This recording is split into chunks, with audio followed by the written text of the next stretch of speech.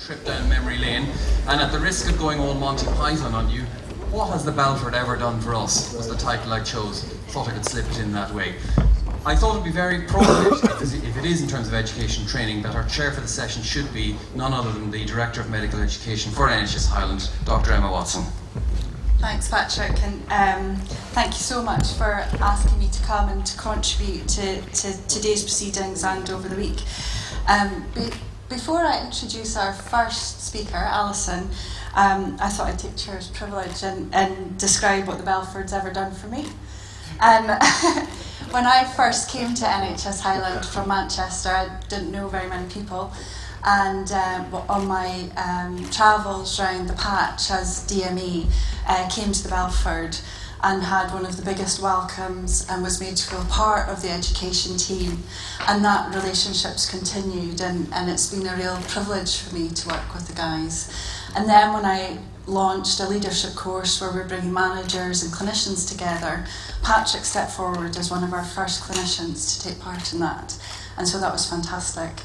And now my new role as Senior Medical Officer at Workforce, and that oxymoron, workforce planning, that's me. Today's given me a huge amount of mandate and ideas and suggestions and directives to start making things better in remote and rural. So what the Belford's done for me is a huge amount. And I'm going to ask Alison to come forward and start telling us about what the Belford's done for her. Alison.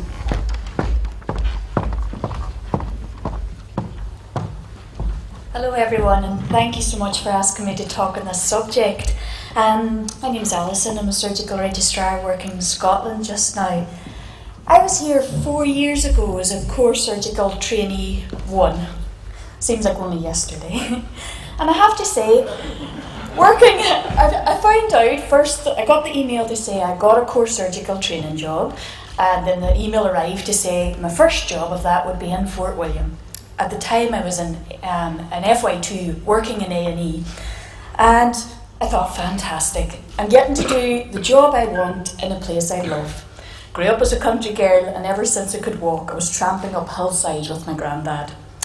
But as I skipped my way to the doctor's nest to share the good news with my colleagues, albeit as a left-footed tone-deaf member of the Von Trapp family, I soon found out that my fellow FI2s and want-to-be surgeons had of course also were informed where they were going to go for their surgical training. And my bubble was slightly burst when I almost tripped over the tumbleweed when I told them where I was going.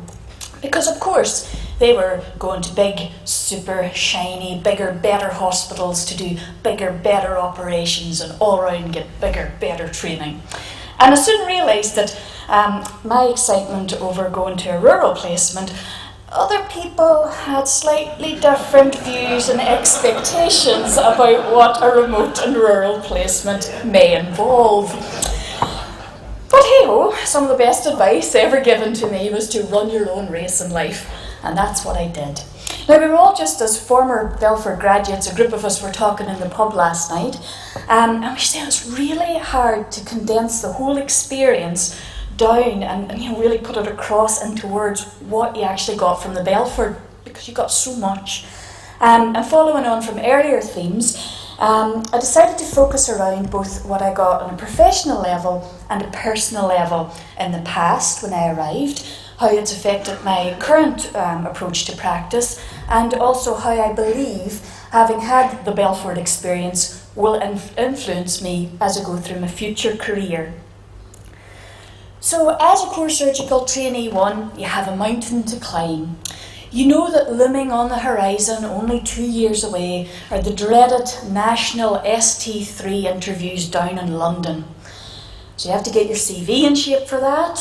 There's the fun MRCS exam that has to be passed.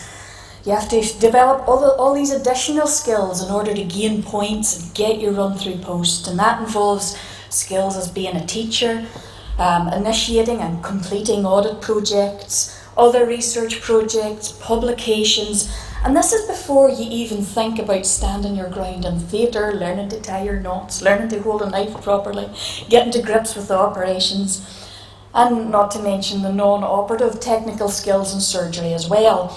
And certainly that seemed like a very steep mountain to climb.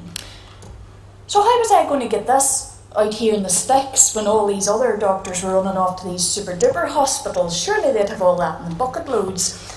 Well, as my grand always said when I moaned, climbing up mountains with them, how do you get to the top? One step at a time. And certainly that's what the Belford helped me do. Break it down into steps, signpost me in the correct direction. And what I got from the Belford, it was really an embarrassment of riches. We talk about consultant-led teaching, and there are centres that we've all worked in whereby they tell you they do consultant-led teaching, maybe on a weekly basis, maybe on a monthly basis. Well, at the Belford, we had it at least on a daily basis, and this often involved consultants coming in early, before the shift even started, giving up their own time to deliver tutorials to all trainees. Every board round was used as an educational opportunity. Every ward round was a teaching ward round. It may not have been announced as such, it just happened so naturally. And of course, as a surgical trainee, you had one-on-one consultant teaching for every case. There's none of this having to elbow your way into theatre, being lucky if you're a third assistant or just there to observe. You were there. They also initiated and went out of their way to ensure that you got on all necessary courses that you needed to progress in your career. And even just as a core surgical trainee one, they went out of their way to make sure I was getting a basic colonoscopy skills course. And I had access to training endoscopy courses in abundance in the Belford, which I later learned was a very unique experience for a trainee. I also mentioned, you had to develop these additional skills as a teacher. And first, you learned from the exceptional teaching that you were getting from the consultants, and then you were given the opportunity to apply this. You were encouraged to teach. One of the things that the Belford instilled was look after your juniors. And that you were allowed to develop as a teacher, both with the medical students coming through and with those at more junior positions than yourself. If you had an area of interest, an idea for an audit, any enthusiasm was shown, you were encouraged in abundance to take these projects through and to take them as far as they could go through publications, presentations. I've mentioned theatre exposure and how as a core surgical trainee, the only surgical trainee in the hospital, there is none of this elbowing and feeling grateful to even put your nose in the theatre door. And certainly, I have to say, when this little left-footed, tone-deaf von Trapp showed up to her RP at the end of the year, seeing the numbers in the logbook separate from those who had initially tried to burst the bubble was very telling. But it didn't just stop at surgical experience. That was the beauty of the Belford and the beauty of a remote and rural experience. You got A&E experience, acute medicine, you got experience of orthopaedic, trauma, paediatrics, anaesthetics, you name it, we got it in through the door. And as for non-operative technical skills in surgery, where you talk about communication and multidisciplinary team working and, recognising the sick patient early, I can tell you in this location, when either transferring a patient or receiving a patient off the mountain involved logistics, as you can imagine in this, by the time you left the Belford, that flow of communication and that thinking beyond the confines of your own surgical ward became natural to you. So, I said I had a mountain to climb, and the Belford helped me turn this into a molehill. But when you go to climb any mountain, it's important that you need the correct equipment in order to get to the top. And that's me a few weeks ago at the top of Ben Nevis. I should say that, I started and it took me so long that colour photography was invented by the time I actually got to the top. So as I say, you need the right equipment. And although I've broken it down into the steps that tick the boxes for the interview process, the Belford experience was about much, much more than that. It was about being made feel that you mattered. You weren't a pair of hands in the ward. You were not a slot on a rota for just service provision. How you were coping, with the difficult emotional aspects of your job were as important to the bosses at the Belford as anything else.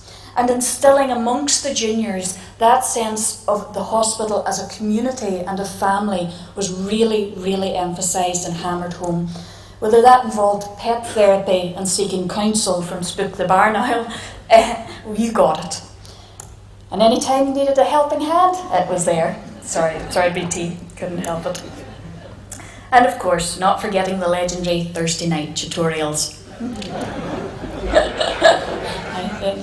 Just make sure everybody's seen that one. In all seriousness though, it was those Thursday night tutorials that really brought home that sense of community, belonging and looking after each other. So how has this affected the job that I do now?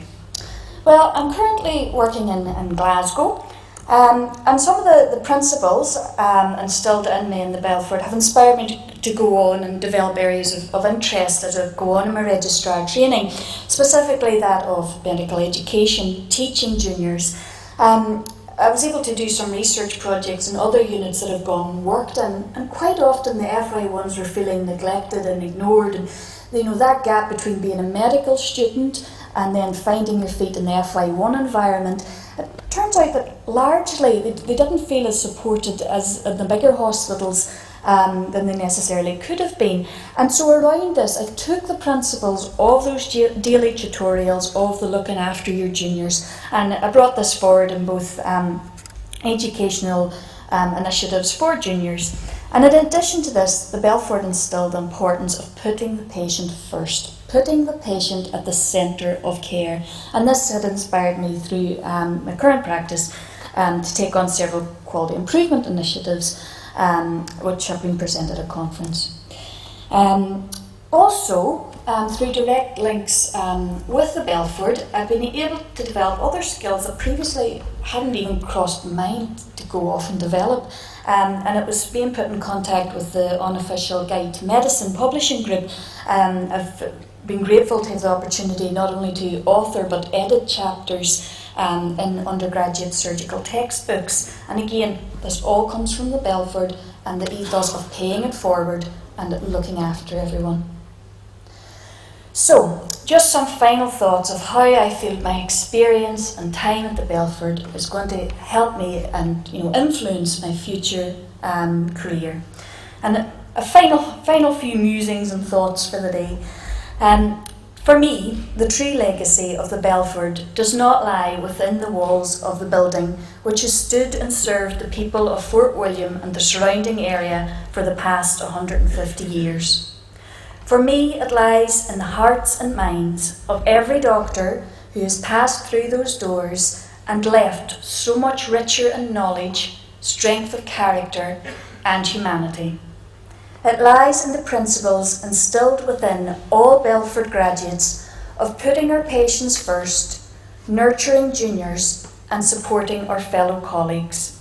In short, I left here as a far better doctor. As Belford graduates go on to work throughout the world, so too will the legacy of the Belford continue to touch the hearts and minds of patients and healthcare professionals throughout the world. And I, for one, feel privileged to be part of this living legacy. Thank you.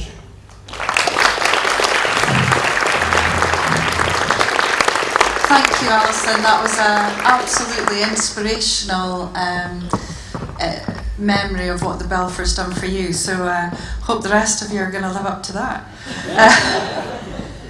Milan, I think you're next.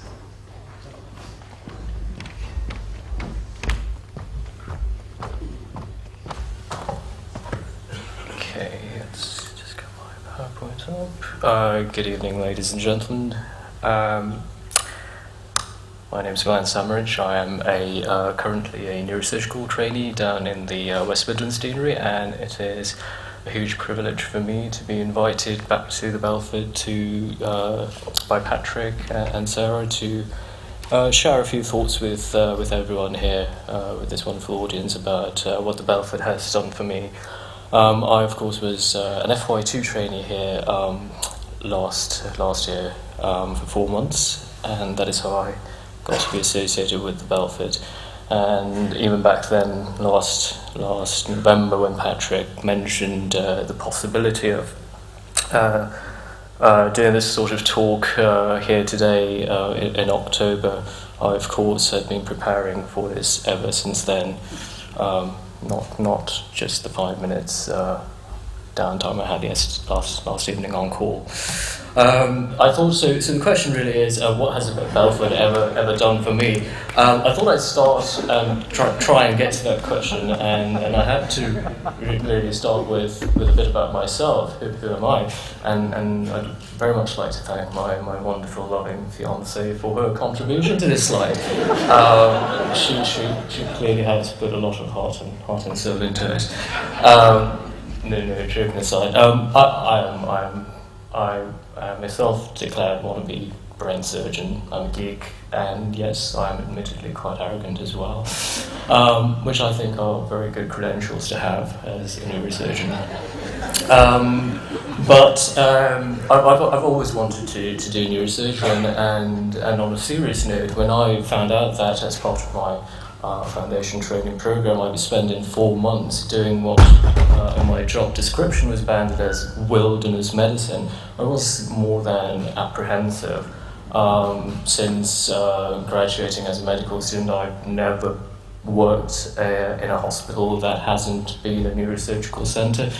I've never gone for more than a month without being involved in a craniotomy, and the thought of 4 months in Fort William, 100 miles away from a craniotomy, was quite daunting to a neurosurgical junkie such as myself.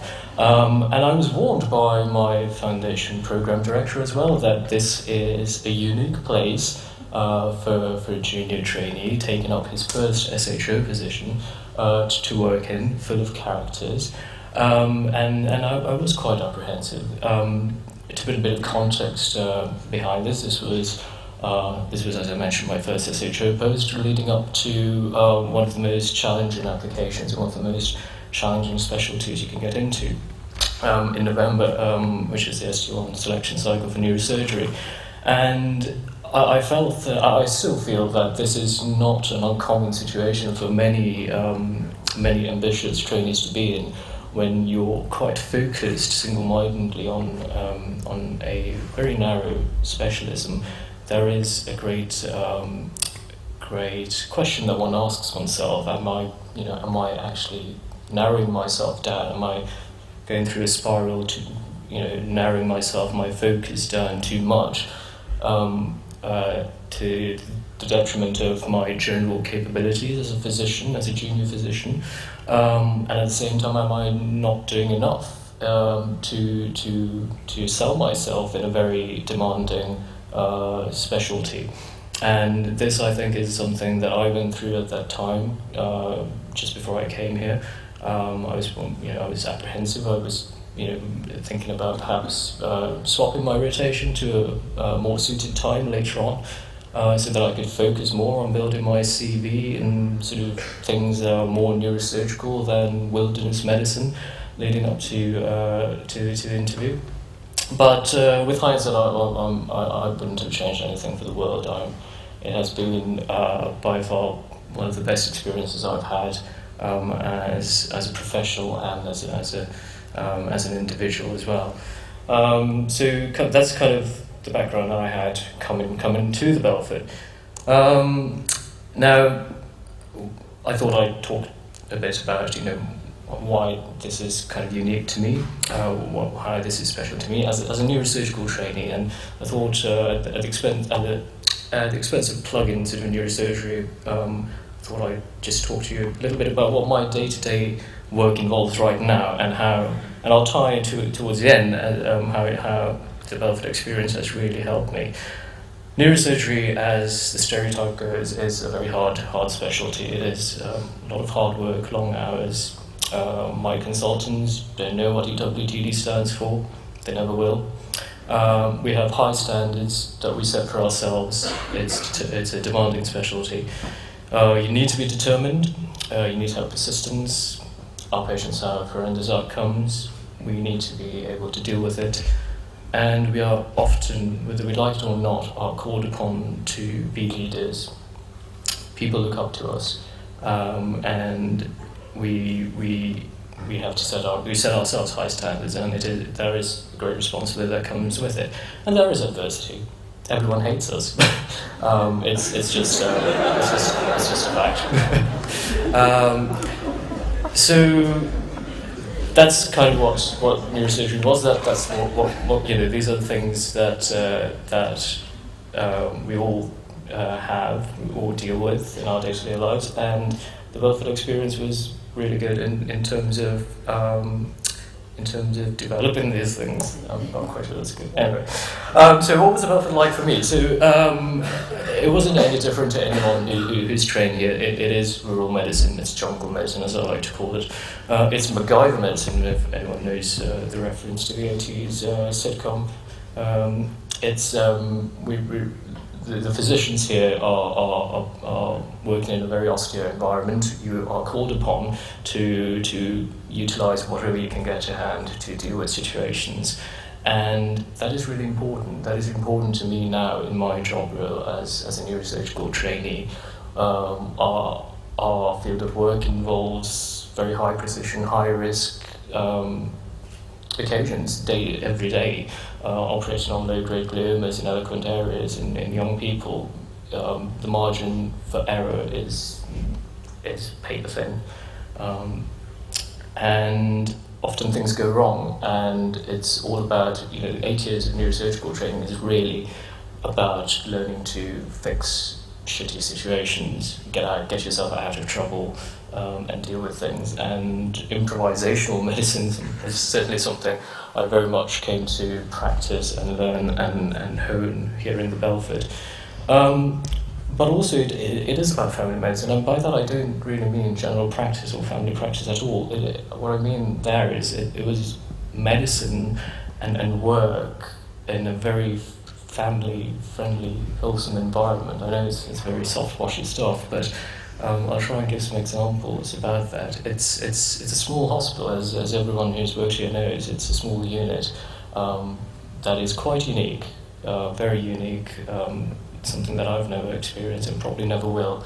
My colleagues weren't just my colleagues, they were my brothers, my sisters, my family. For that 4 months, we didn't deal with rotas and swaps and holidays. We just helped each other the best we can. I remember colleagues being sick during their night shifts, and we'd cover each other. We'd make each other lunches if we were off. We'd go upstairs to the common room and enjoy a movie with the friends whilst on call if things were quiet. Simple things, small things, but the Belford was very much a small family away from home for me during those 4 months, and that is something that is quite unique to this place and quite memorable to me on a personal level. Some memorable occasions, the memorable things from a personal level with the people we've met, the fun times we've had, are perhaps best described in another setting. But in terms of sort of professional cases we've seen, as was mentioned by Alison, the wealth of experience you get here is remarkable. And it's quite strange because for someone as a neurosurgical trainee, I didn't see a single neurosurgical case in 4 months. And yet, I without a doubt can say that 4 months has shaped me, and I'd like to think has made me a better neurosurgical trainer and will definitely make me a better neurosurgeon. It has given me an advantage amongst my peers for the very obvious reasons. You see such a wealth of cases, pathologies, and you're put into situations that you never will come into. I remember cases, not even when I'm on duty, on Saturday afternoons with 32-week preterm pregnancies coming into A&E, going straight into theatre for crash sections and things like that, and then you're trying to desperately in your head trying to revise undergraduate ONG, and then 45 minutes later baby's out one way or the other, and you're trying to resuscitate a preterm neonate. these are things that I will never see in my career as a neurosurgeon, and yet it does involve a lot of transferable skills that you cannot describe and you cannot put on a logbook or any portfolio. It just simply hardens you. It is experience. It is invaluable experience that does make you a better physician, I think. And of course the social life goes without saying. BT's tutorials on Thursdays, the wonderful environment we live, where people in Fort William are fortunate to experience with the Nevis Range and all the wonderful areas around within driving distance. I thoroughly had a very enjoyable time living and working here. And people often talk about sort of work-life balance. I'm quite proud to say I had none of that. My work was very much my life, and I lived for my work, and that is something that I continue to do very proudly, and something that I was not ashamed to do so here in Fort William. So, getting back to the topic, what has Belford done for me? Quite simply, I wouldn't be here if it weren't for the Belford, the people I worked with, the mentors I had. I would not be standing here. I would not have succeeded in my ambitions. And it's not simply what has the Belford done for me, but it is what does the Belford continue to do for me. It has, on a very personal level, helped me come to terms with an inner conflict that I had within myself about, being too specialised in something like neurosurgery, and also feeding my own hunger for general things in surgery and medicine and whatnot. So it has helped shape my own identity and has helped me visualise the path I want to take, and I would like to think that it will one day make me a better neurosurgeon as well. Thank you very much for your attention, and look forward to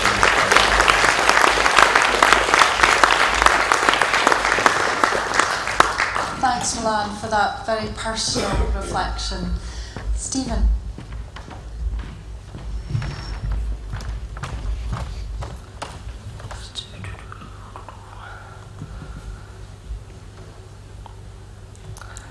Thank you, Emma. My name's Stephen, and I'm a GP and a recovering Belford graduate. This is one of the places that I work.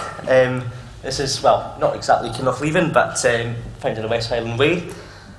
I also still work in Fort William, float around various practices there, and occasionally I found working on Mull doing out-of-hours cover also provides a place where I indulge in one of my hobbies now and again, the sport of rallying. Back to the Kinlochleven photo. Since that was taken, the health board has kindly repaired the roof and surgery, fixed the leak that existed for the best part of a winter, and facilities there are actually quite good. So, how did I come to work in this area? I'm an Aberdeen graduate. I did my foundation training in Aberdeen and Inverness, and the rest kind of just happened. For a while I'd wanted to be a GP. I had a wee bit of a crisis at the end of my sort of foundation training, thinking, do I want to have a year out, do something different? And looking around the programmes, I thought, I want to just kind of settle somewhere. So the Lochaber 3-year programme was there. I chose it and got it, and a bit of a stroke of luck there. I wanted to be settled in one place, so of course I ended up moving around. 6 months in Lochgilphead, 6 months in Glenmore surgery. Then came the year of the Belford, my Registrar year in Tweedale medical practice, and since then I went down to Elgin and I found my way back here for some reason. So what has the Belford ever done for me? It is one of these places, I think, as almost everyone has said, you get to see and do a bit of everything. You just don't know what's next. I put in a word that I don't tend to do fancy words too much, with quite a simple brain that I have, but generalism. You just don't know what's next. You do see and do something of everything. That can be anything from general practice that comes in at a weekend because the surgeries are shut and folk don't want to have the hassle of phoning 111, right up to major trauma that gets brought in, sometimes fairly unexpectedly by the ambulance service.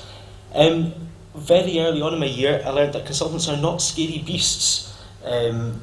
they are there as friends and colleagues and folk that give a lot of personal and professional advice, even if sometimes that is done in the form of only grunting. But I grunt as a response.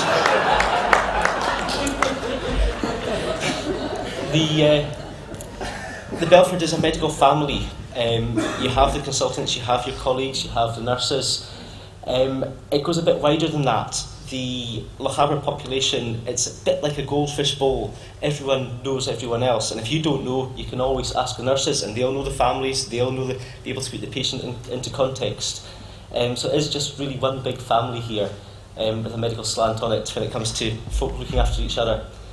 It was a hugely confidence-building experience that year in the Belfords. I arrived as a fairly shy, fairly new trainee, and that first few shifts when you're on call and you're having to do the things that you never thought you would be doing. I remember the first time I phoned the retrieval service and you're on the phone to a consultant down in Glasgow and you have that moment of thinking, what am I doing here? I'm having to convey this information, but because the pressure's there and because you've got the support, you know what to say, you get the answer that you want.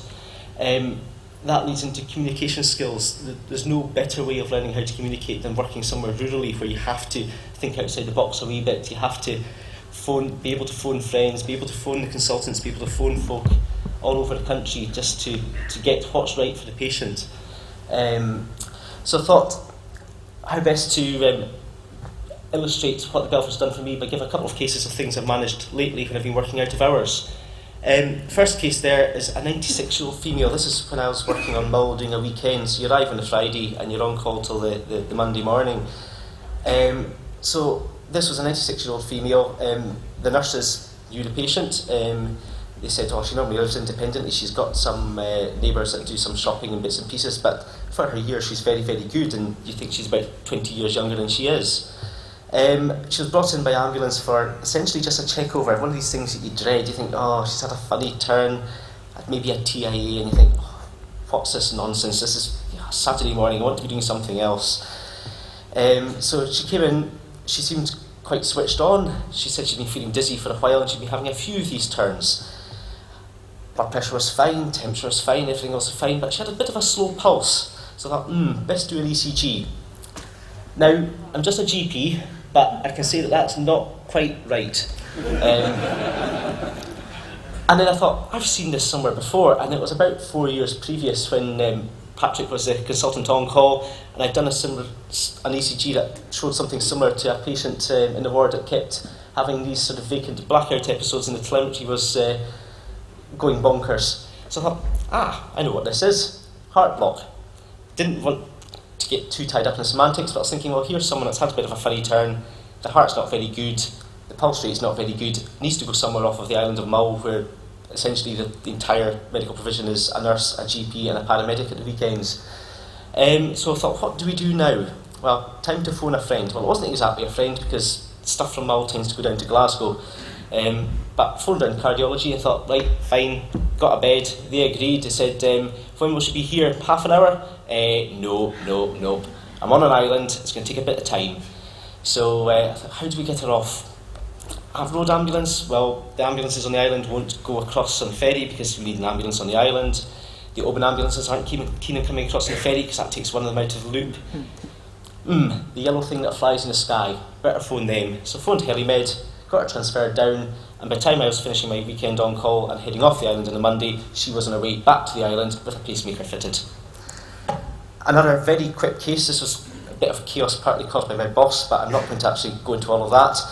26-year-old male visiting Mull with a bunch of friends, of which a couple were medical students, playing tennis on a beach at Calgary Bay on Mull. If any of you haven't been to Mull, I would thoroughly recommend a visit, and Calgary Bay is one of those places where when the sun's out you can be in the Caribbean. So, playing tennis, a bit of beer on board, and he landed badly on a stone in the sand. Knackered ankle. So the phone call came to the hospital and we're deciding what to do and where to go with this. Brought to the hospital by his friends, essentially because the ambulance would have taken so long to get from the hospital up to him to then get back down to the hospital. Thought it's easier just to put him in the van that they had and take him down. He arrived, the foot was not in the right position. I knew enough to determine that. Morphine, gas and air, and I thought, right, what do I do? I've never pulled a fractured dislocated ankle, I've no x-ray, I've seen it done a few times. I've seen it done, surgeons have shown me. I've never been brave enough to do it in the Belford, but I've seen it 3 or 4 times over. Right, nurse on one end, me pulling the ankle, give it a good yank, bit of screaming from the patient, and lo and behold, the ankle looking a little bit more in position. That'll do, and put a back slab on. But now there's a dilemma of what to do. Mull's a small island, there's a community hospital, 3 beds, all had been occupied by that point. It's 10 o'clock, there's no ferry. What do I do with this chap who needs his ankle fixed by clever folk with pins and plates and stuff like that? So, as you do, he was hungry, he'd had a bit of beer on board, and I knew that he wasn't going to get an operation for a good number of hours. So he at least had a meal of sorts. Solved the bed problem by phoning the hotel round the corner. They said, oh well, we've got a spare room, fine. Phoned orthopaedics away across. Normally we'd send stuff to Glasgow from there, but I thought, well, he's from the East Coast, so ended up phoning Ninewells. Spoke to a friendly registrar who, once they figured out that I had no x-ray and I didn't know exactly what was going on with his ankle, I don't know, it was knackered, said, well, we'll take him. And the following morning he was driven off the island with his friends, and folks met him at the ferry port on the other side and drove him to Dundee. Again, by the time I was off the island, he had his ankle fixed, and we heard that everything was going well by that point. So, what has the Belford done for me? It's given me the confidence to go and work in different places and manage things that go back 4 or 5 years I never thought I'd been able to manage. Maybe not the best of management all the time, but knowing who to speak to and knowing who to phone when you're struggling gives you the answers that you need. I thought I'd finish up with a pretty picture, because I tend to carry the camera in the car, and this part of the world is beautiful, and that was a commute to work in Kinlochleven just 2 weeks ago. Sun's always out in this part of the world. Thank you for listening.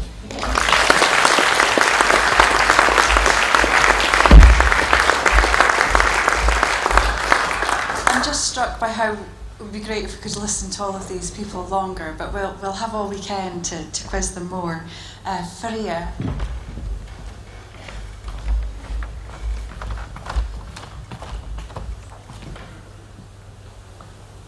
Good afternoon, everybody. I would like to thank Sarah and Patrick for inviting me and for putting together the programme. Like everybody else, I'm going to be talking about what's the Belford done for me. I came to Fort William in 2003 to start my first FY2 post, and that was in 2013. And ever since, I've come back and forth several times to help out and do locum shifts. This is a picture I took in May earlier this year of Glen Nevis. So this is one of my mentors, Professor John Forrester at Aberdeen. I approached Prof Forrester when I was in my second year saying that I want to do ophthalmology. He gave me lots of advice, but one of the key things that sort of stuck out for me was, Farihah, you need to learn to be a good doctor first and an ophthalmologist second. And that has always stuck with me. So when I came to the Belford and I met Dr. Tregaskis, he was my clinical supervisor. And he said to me, what do you want out of being here? I said, I want to be a good doctor. And I think this generally follows a theme that my fellow colleagues have said the same thing, that being in the Belford has taught us to be good doctors. So in terms of clinical practice, what did we gain? Well, we learned lots of new skills. Obviously managing acutely unwell patients, managing patients that we never thought we would be able to, for example, orthopaedics, pulling limbs, fixing broken fingers, and other mountain rescue things was one of the big things that I'd never seen myself being involved in prior to coming to the Belford. The other thing that I learned from being in the Belford was teaching. It was my first experience in teaching medical students, my peers, and since I already had an interest in ophthalmology, I was aware that there's no slit lamp in A&E, so I was able to teach my peers and colleagues and the nurses in A&E and how to examine the eye and make appropriate referrals to Inverness if required.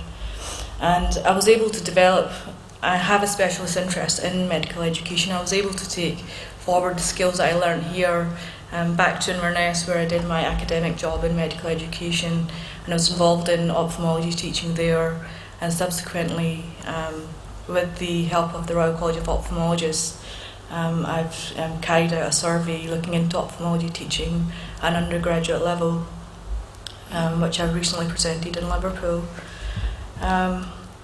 With the clinical skills, communication skills is one of the key things that I've learned from being in the Belford.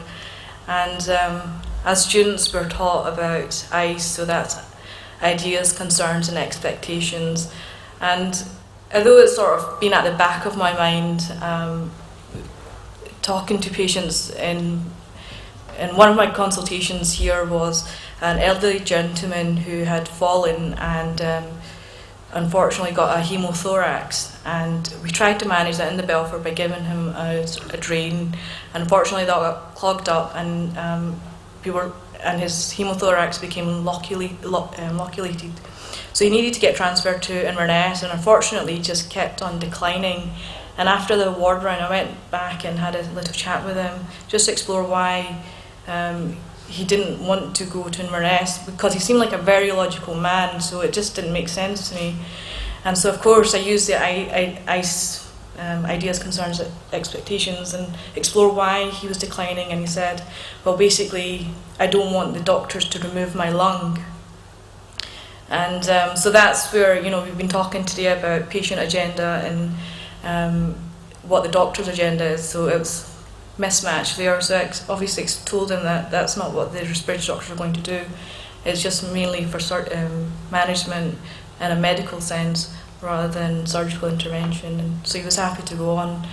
And similarly, I don't know if Dr. Scott's still here, but Dr. Scott and I were on call, and we seen a patient who had fallen, and she went blind, and so I called Dr. Scott to come in to see this lady. We done a head CT, didn't show anything, and he went back to examine the lady, and he came back and goes, I don't know if you got, she's got vision in the eye. And I was like, but I'm pretty sure she doesn't. And so after about 20 minutes he came back and he was like, well, actually I've just re-examined the lady, and you're right, she doesn't have any vision in the eye. So I went back to speak to the lady. I was like, what happened? And she goes, basically I lied, I wanted to go home, I just don't want to stay in hospital. And I was like, well, how were you reading down the chart? Because Dr. Scott was holding his iPhone which had a Snelling chart on it, and I was like, I seen you reading down the chart. And she goes, I was peeking through his fingers. So again, lesson learned in communication skills there. And again, I've been able to put that into practice. And now I've incorporated that. I always ask, what's your concerns or ideas regarding your management. And the other opportunity I had whilst being in the Belford was, like Milan and others trainees have said, it's a family. Everybody's willing to help each other and have your back. And I managed to do a few swaps, and I really wanted to go to Singapore to go to the eye hospital there.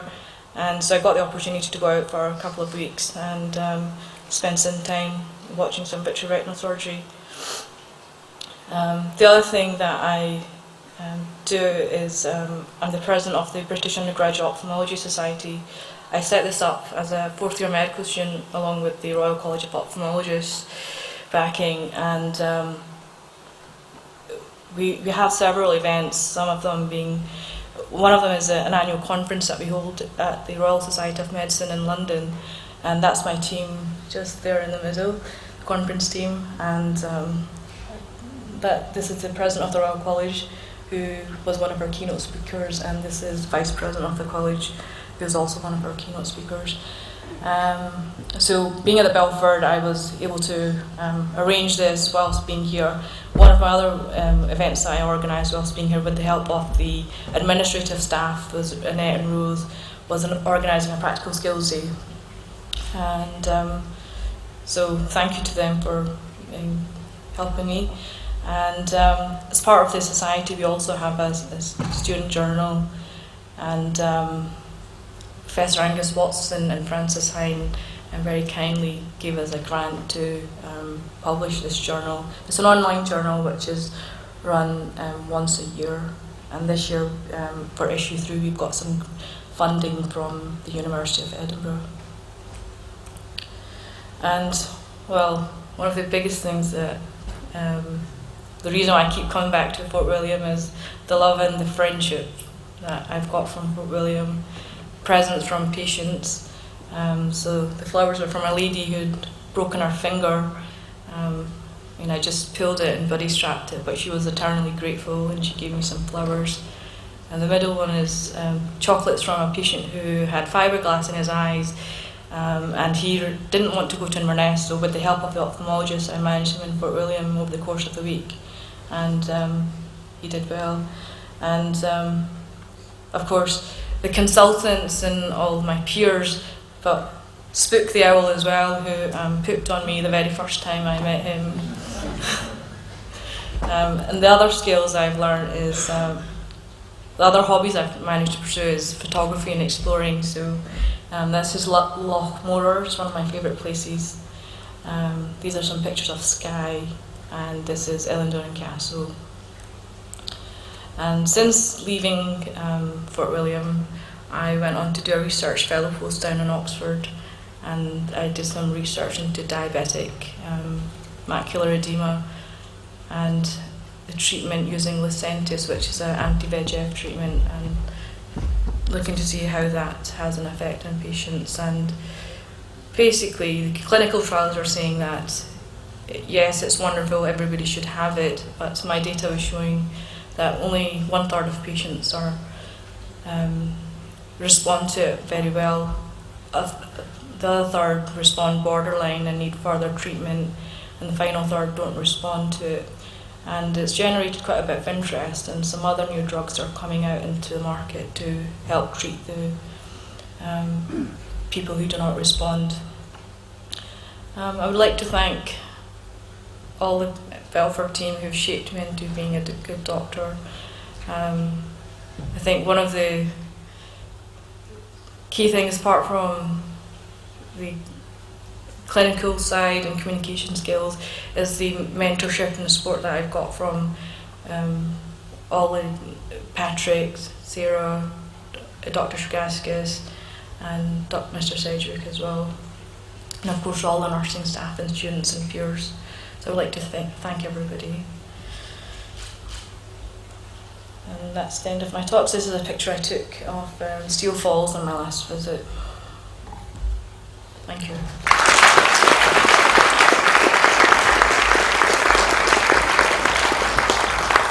Okay, JJ, over to you.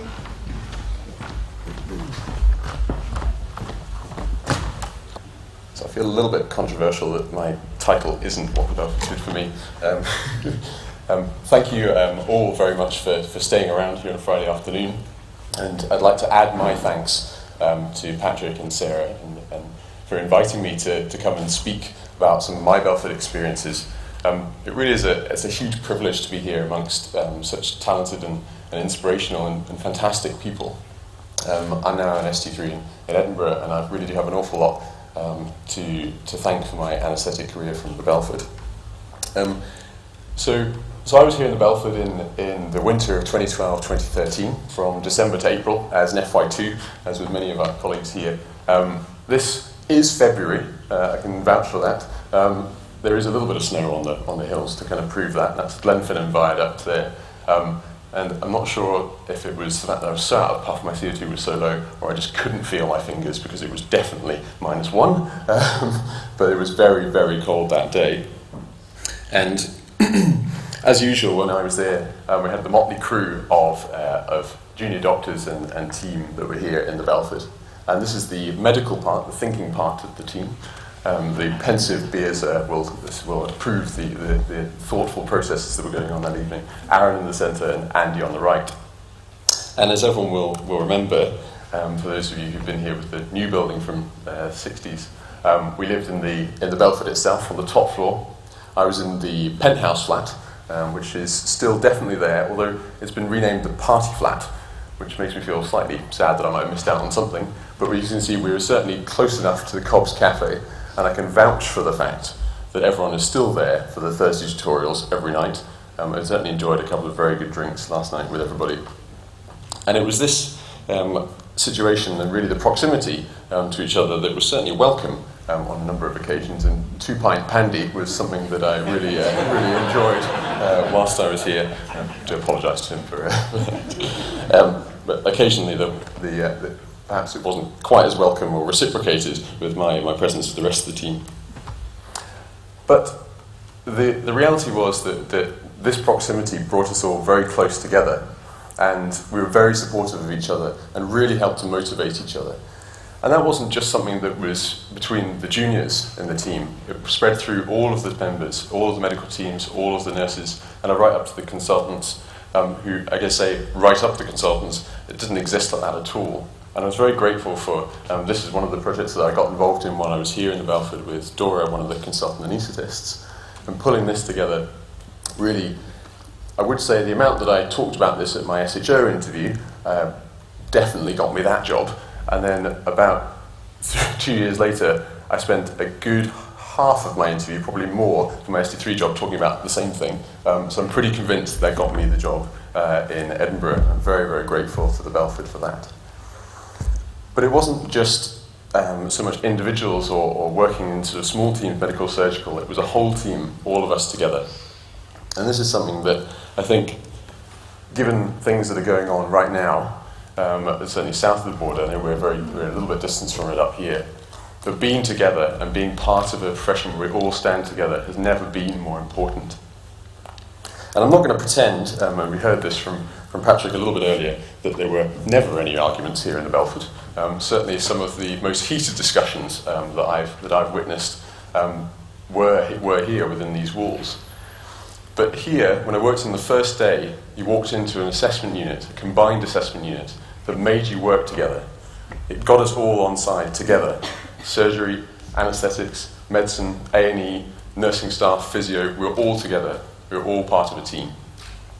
And when you're all together as part of a team, when you have that mentoring and support and guidance that you don't have anywhere else, I don't think, it really, really helps when things go wrong to work as a safe and effective team. And this is where I was going to talk about a case that I had, that we all had here in the Belford, had a very dramatic impact on me. And this is something that I think many of you will be familiar with. So this was a fateful day in 2013, January. This is a Saturday, on the 19th of January, where 4 people tragically lost their lives in Glencoe.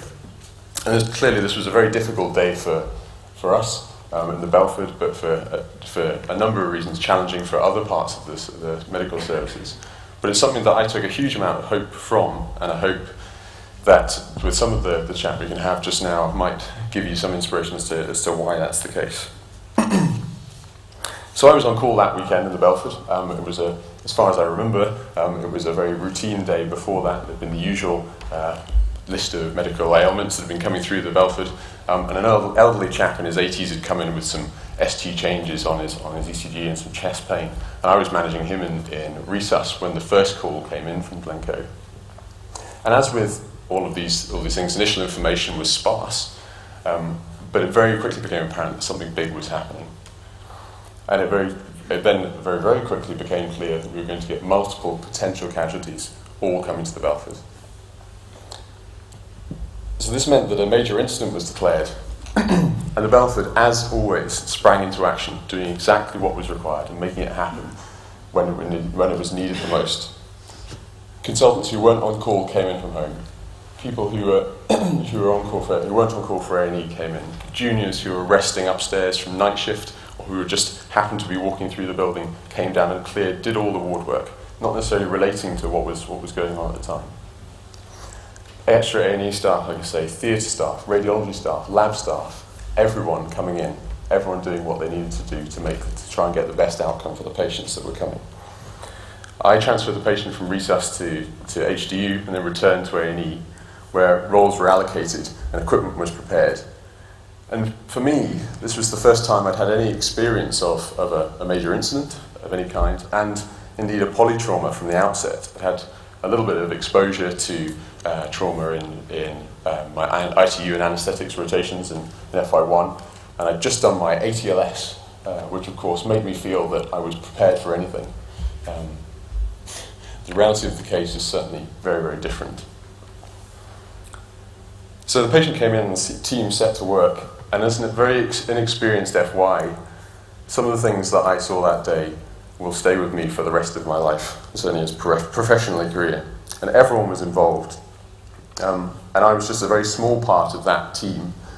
And I tried to then think about what I could do to help to make that a better part for me if this happened to me again in the future. And I think on reflection, every little detail, it was everything that we did and everything that everyone worked together so hard to achieve that led to fortunately a good outcome for that patient, was something that I wanted to focus on. And it really is a testament to the hard work of everyone in the Belford, but the mountain rescue teams, the police, the RAF, the Scottish Ambulance Service, to name but a few of the people who were involved that day in getting that outcome and pushing things forward.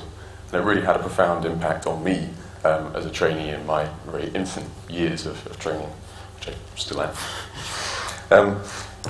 So for me, seeing how anaesthetics fitted into that pivotal role, and seeing the challenges with airway management, care of a critically ill and very unstable patient, and seeing that team and how, as an anaesthetist, you could apply your expertise and integrate yourself into that team and be part of something that was really very special.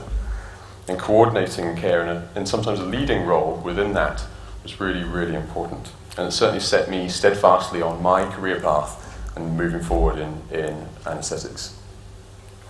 So I guess that brings me back to the title that I had of making it happen.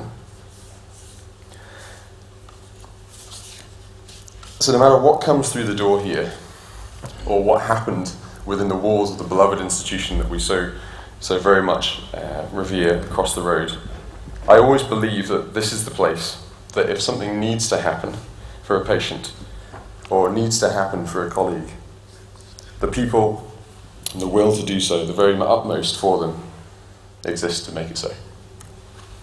Thank you very much.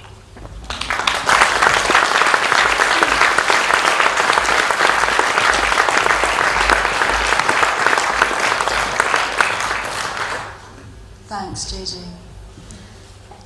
Leave that picture there for a second.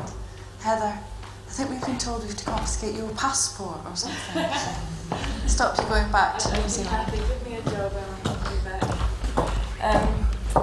This is it's a really sad way to start. I'll almost cry, I think, before I start. To be honest, I don't really know where to start on this topic. Firstly, they've got me here and extended my annual leave, so I'm very grateful for that. But I honestly could talk about this subject all night, but I'll make it very brief. My experiences of the Belford so far started back in 2009 as a medical student. I thought that I might quite like the idea of remote and rural medicine and generalism as a specialty, and thought I'd come here in my elective, and I contacted BT. It did take a little bit of persuasion, BT, I think, but after I bombarded him with enough emails and phoned his secretary, he finally caved and said, fine, you can come. Liaise with my secretary. So I came and I had a really wonderful 5 weeks. It confirmed my suspicions. I really was interested in remote and rural medicine and generalism, and was thoroughly inspired by BT. And I thought, I really want to come back and work here as a junior doctor. There's just the slight problem of passing final exams, but to my delight, I got back to Edinburgh, and Dr. Byrne and Miss Prince, who I'd heard lots about but hadn't yet met, were doing a stint down in Edinburgh, and they were cajoled into running one of their wonderful courses on how to pass your final exams. It was a 2-day course. They basically highlighted all the important things that we needed to know and learn well, and how to impress the examiners in order to pass. And I think they really got me through my final exams. I've said to Miss Prince before, every time that I thought about procrastinating or doing something more fun than studying, I heard her voice, which I can remember her saying so clearly: if you do as we have told you, if you know what we've taught you, you will pass. But if you don't, you will fail. So every time I thought about doing something else, I heard her voice, and it spurred me on. So thank you, Sarah, for my final exams. Anyway, luckily I did pass, and it came to the time of picking from the vast array of jobs available to junior doctors, and have to say I basically selected any job that involved a stint at the Belford Hospital, and then ranked the remaining jobs in order of increasing distance from the Belford. I came back, had the most fantastic time here, and loved it so much that I came back the following year and locumed for another 4 months before taking off to New Zealand. So what did I get out of it? I think it's very difficult to put that into 10 minutes into a talk. There's so much, and as Alison said, both professionally and personally, it's been an invaluable experience. First of all, I got to know the surrounding countryside pretty well. And this picture here in the bottom right is a picture of the South Shield Ridge, which is a wonderful walk where you can tick off 7 Munros in a day. I did that when I was here as a medical student with another student who was here at the time, Lizzie Woods, now Barker. And we did that walk together. It was the start of a really great friendship, and I was her bridesmaid just last year. Work-wise, more serious note, I guess everybody has already said this. The teaching is fantastic, it's a supportive environment, there's a wonderful Belford family. I think the thing that I got out of it most is that the exposure to such a wide variety of clinical experiences and presentations that you just don't get the opportunity to see in larger centres where you're in specialties. And that opportunity to work independently, as we've heard already, out of hours. We would often be the only doctor in the hospital covering A&E in the wards, and we'd have to learn to make decisions. And I think that's really quite daunting as a junior doctor, to be in that position where you don't have senior colleagues necessarily on the floor with you, and you have to learn to think for yourself and learn to stand on your own 2 feet. And the Belford really did provide such a wonderful supportive environment to learn to do that, where you have consultants on the end of the phone who will offer advice or appear at a moment's notice if required. I think that stood me in good stead for the rest of the career. I have to say, following this, I moved out to New Zealand, and I arrived there with a bunch of people who were all about my same level. We just finished the foundation years, and it was very interesting to look around at peers my same level and notice quite a remarkable difference between those of us who'd had the opportunity to work rurally and those who hadn't. And those of us who had worked rurally were just decidedly more confident and happy about making decisions for ourselves, but doing that competently and doing it safely, and being happy turning to consultants for advice and working within our own comfort zones. Added bonuses, as already been mentioned, those mountain rescue days. That's a picture at the back of a chopper at Glen Nevis. Brilliant day, and the opportunity to make lots of new friends, some of whom it's been fantastic to see back here today.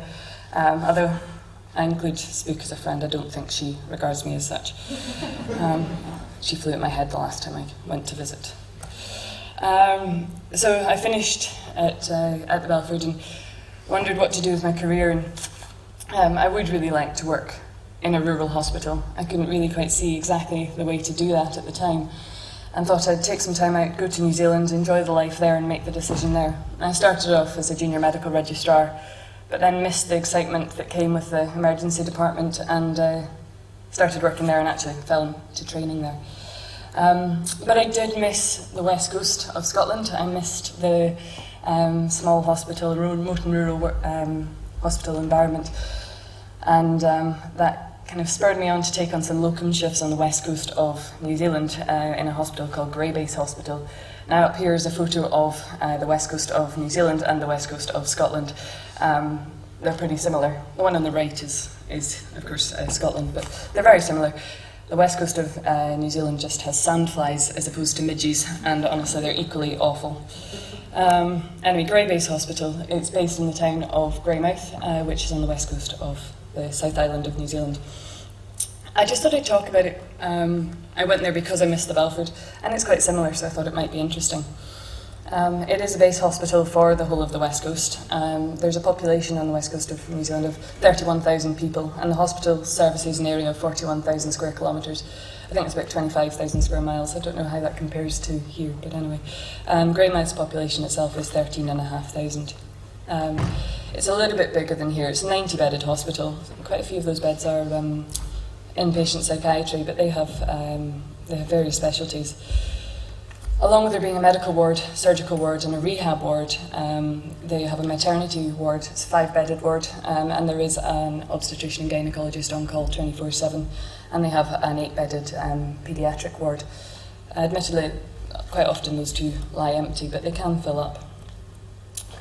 Looking particularly at the emergency department, I'd be interested to know actually what they how that compares to here, because I don't know the figures for here, but in a year they generally see about 18,500 patients, about 2,000 were children last year, with an average admission rate of about 20%. The emergency department there is staffed a bit differently to here. They have what they call SMOs, senior medical officers, who are kind of, well, they've gone through the remote and rural hospital programme. It's a sort of a cross between GP and ED, I guess, in emergency medicine. And they have one consultant equivalent on in the morning, one in the afternoon, with some overlap in the middle. But out of hours it's staffed very much as the Belford is by a single house officer who covers the wards and the emergency department. What's different here is that those SMOs who cover the emergency department also have skills in orthopaedics and paediatrics, so they are on call for those two. They are going to change things a bit. It's a model they're calling integrated health, and the ED is going to be staffed by both senior medical officers and registrars. They'll be using it as a training centre.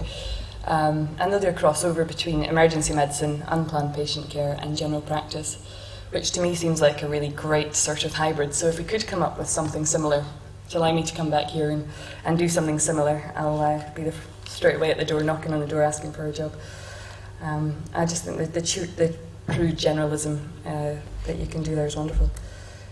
So to conclude, and I think the Belford has had an absolutely pivotal role in my career and personal life so far. It really is a fantastic place to live and work. It's a cracking place for junior doctors. I think junior doctors, from the moment they walk in the doors to the moment they leave, are very well supported. And I certainly walked out those doors, as others have said, a far better doctor than I was when I arrived. And finally, I have to say a real personal thanks to everybody at the Belford, but particularly to BT, Patrick and Sarah, because the three of them really do give their heart and soul to that hospital and to making sure that junior doctors have an absolutely fantastic experience. They do so much, and I think I'm just going to be forever indebted to the three of you, so thank you very much.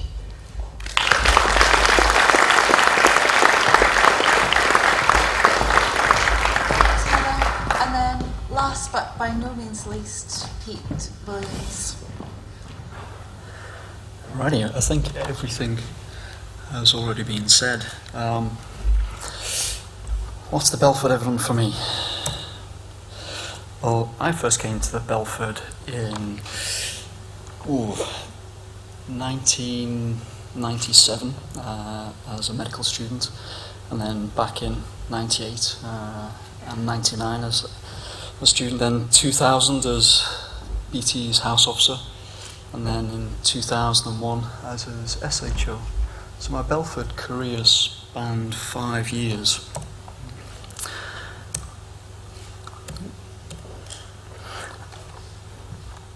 There are a number of things which I just want to highlight, which I particularly got out of my experience at the Belford. But let me just take you through. It's changed quite a bit since then. You've heard of the real troubles that the hospital had in the around about 2009, which has changed it somewhat. But when I was here, there were 2 consultant physicians and 5 juniors across the hospital, and it was still in quite regimented medical and surgical teams, and the emergency department was separate. The medical ward was run by a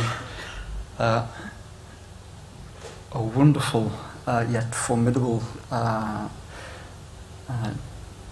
senior nurse called Sister Kennedy. I have no idea if she's still around or not.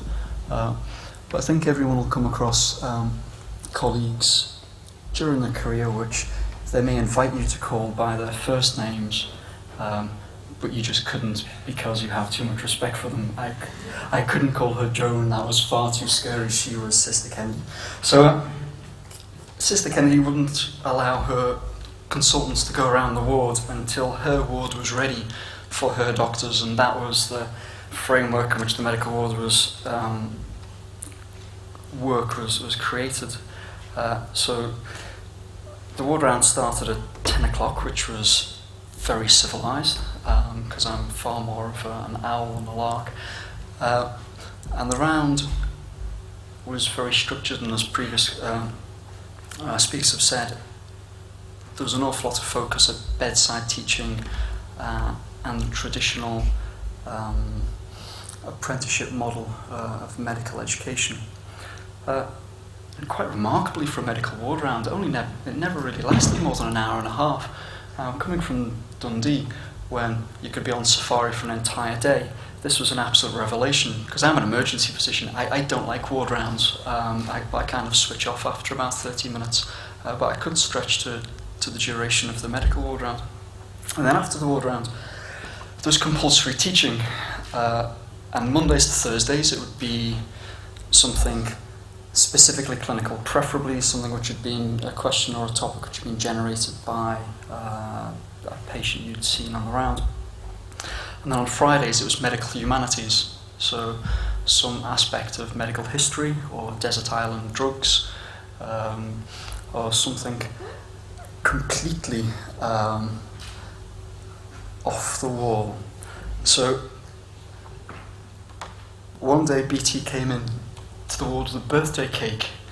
We thought, oh, my eye's off on one.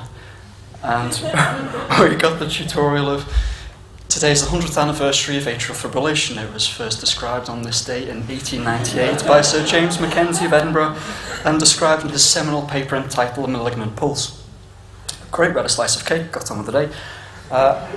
Later that year, in my finals in Dundee, I was given an ECG and in a short case. What does this show? It shows atrial fibrillation. Tell me about atrial fibrillation. It was first described by Sir James Mackenzie of Edinburgh. I couldn't remember the causes, I couldn't remember any of the drugs, but I used up my entire time slot telling them about the history of AF. Thanks, BT, I have no idea if I passed that station or not. But the seriousness to this, the teaching was absolutely fundamental to the way that unit worked. And we've already heard from other sessions where there can be a conflict between service provision and training. Well, actually, it should be the same thing. There shouldn't be a conflict there. If the service provision is right, in the right context and the right culture, then the training will not only be adequate, it should be excellent. And in my 5-year career, I can only ever remember the post-ward round teaching being cancelled on one occasion. So when I progressed through my postgraduate career and then you turn up perhaps on a day off and teaching has been cancelled because of service commitments, then that was quite jarring, because if a small place with very limited staffing resource can do it, then why on earth should that be cancelled in far greater sized institutions with far greater resources?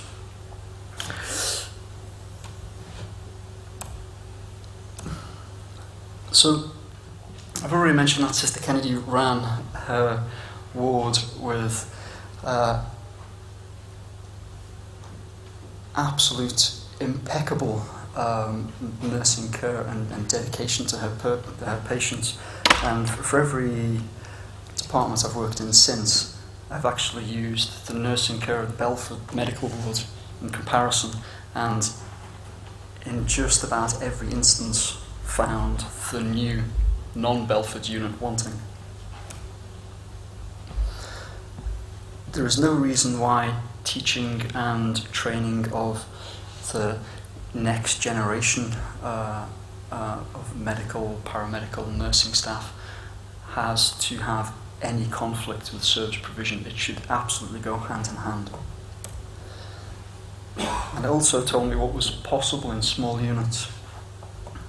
I did have some other examples, but I know that this is the last session and people are looking to get away, and you've had lots of far better stories from the other speakers, but they've all mentioned camaraderie.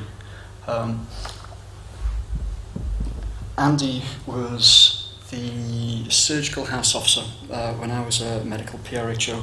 When you're on call, whoever wasn't would make tea for the person who was. And we made tea for Andy and we couldn't find him. And this was his first ever night on call, straight out of med school.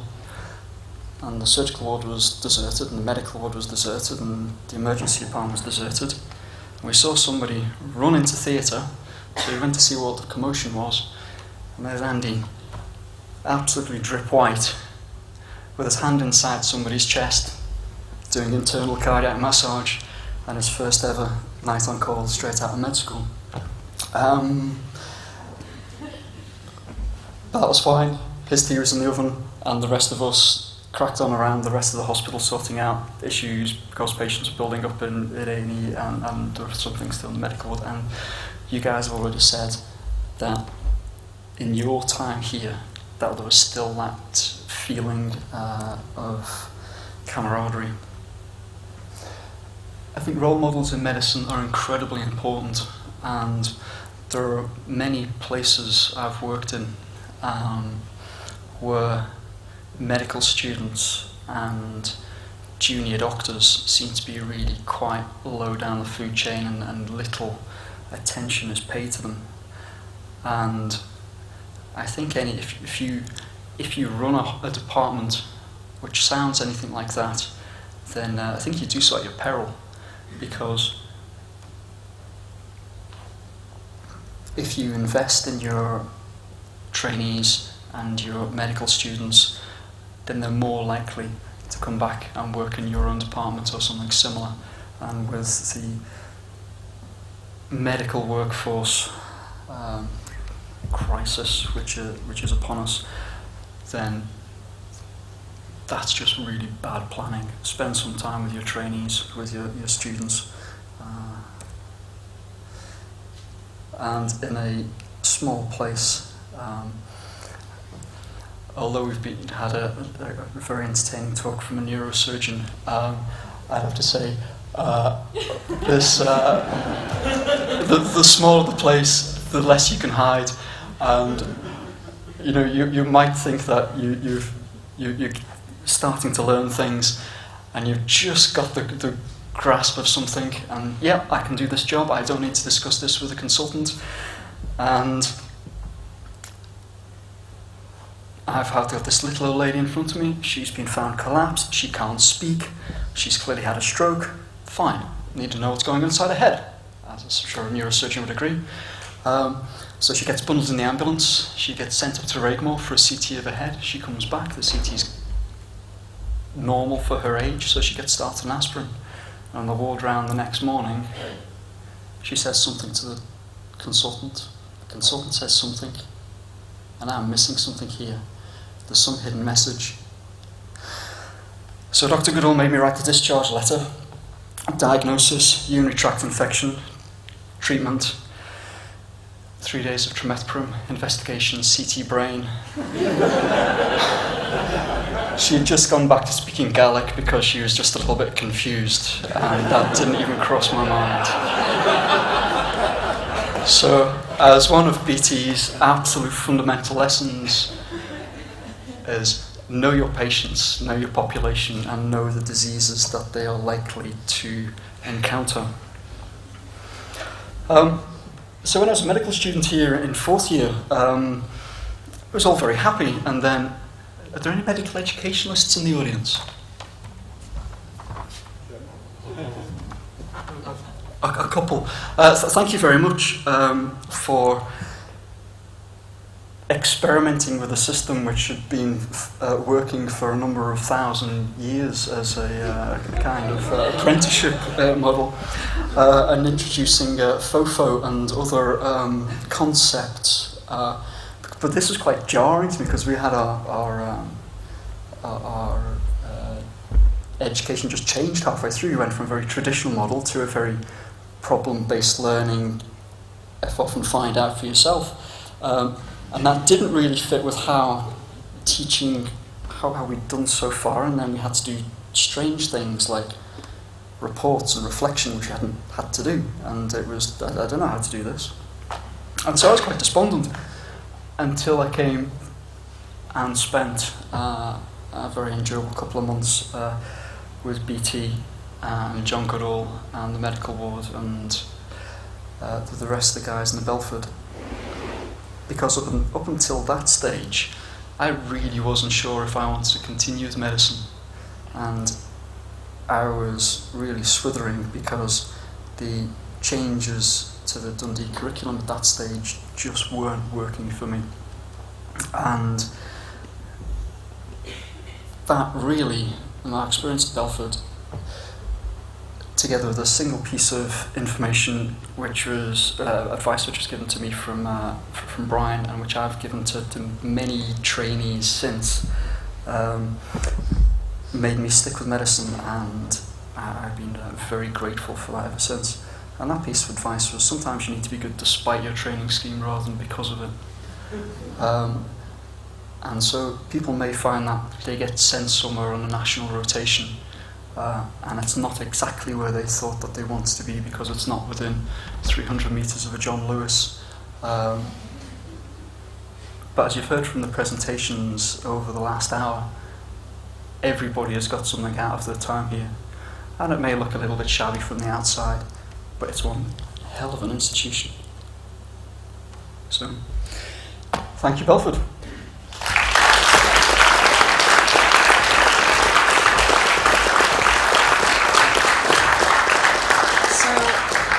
I think it's over to me to just say thank you hugely to all of the speakers. I'd like you to stand up.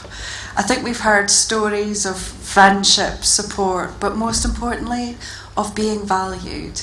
And it's a great lesson for all of us in the audience to take away and to try and mirror what you've experienced at Belford in our setting. So stand up, everybody, and if we can just thank them again.